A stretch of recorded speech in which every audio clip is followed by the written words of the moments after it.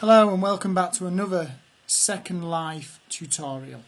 It follows on from building basics in Second Life. So if you search on YouTube for building basics in Second Life, or you look on 3dmodeldesign.co.uk, you'll find the tutorials for the basic buildings. Okay, first up, let's just zoom into my avatar here. This is me. Brilliant frog. Okay, this tutorial is about editing textures on objects that you build in Second Life. So we click the build tool.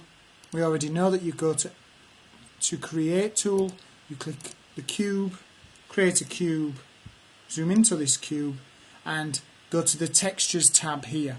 By clicking the textures tab, you can now change the texture by clicking the texture on the screen. You can change it to whatever you like. Let's do something that actually looks different. Blinks, here we go, that will do. And as you can see, the textures apply to all of the block. Okay, to edit the transparency of the block, you can do this. You can type in 50% transparency, and as you can see, the block is now transparent. I'll show you this more closer because there we go. There's a transparent block. Okay, back to the edit tool and let's just resize this, just stretch it so it's a bit bigger. Okay.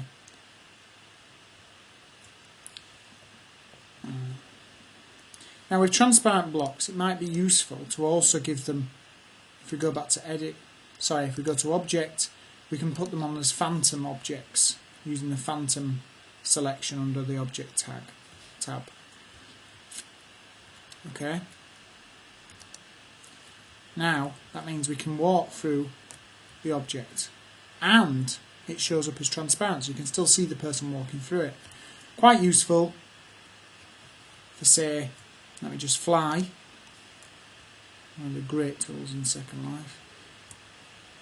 Infinity pool here that I built earlier.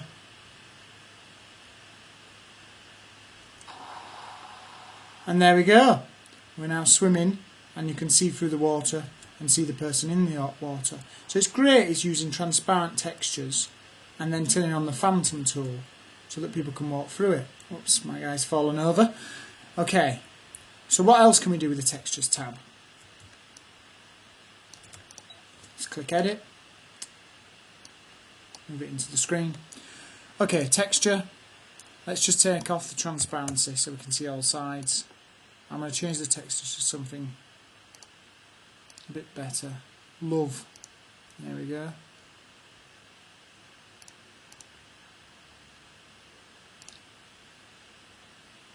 Okay, carpet beater. There we go. Turn it off, and as you can see, that texture is applied to there. Now you can edit a texture on each side of the object and then change or manipulate that. So you edit.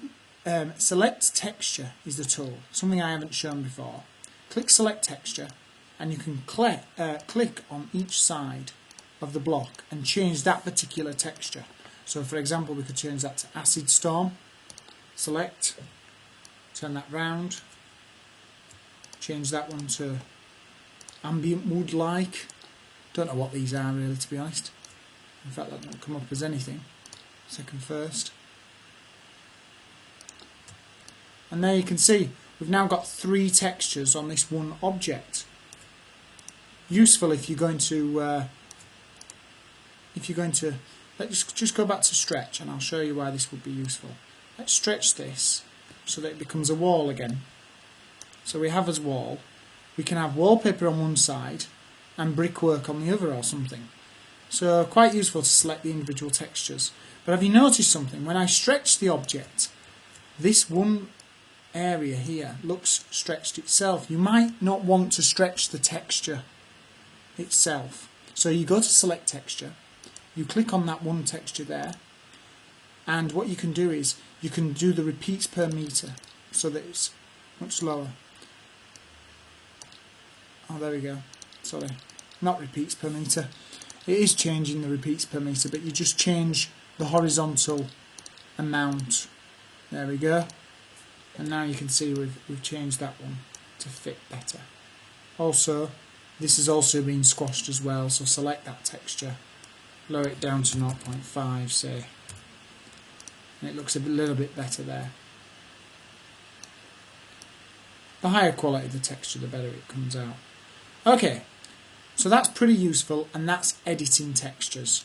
There's other things as well, such as full brightness. That means that the object is full bright on all sides and doesn't show shading or universal shading that links in with the world. It's best to leave full bright off. You can change the mapping of a texture, so let's just click this front texture, and you can have it as a planar one, so you have quite a few textures. You can have lots of different textures. Default is 1, so you can do 10 across by 10 up. So if you have a texture that repeats, you can use that texture on this side, and then we have a repeating texture, so maybe brickwork that repeats, or tiles. Click the object again,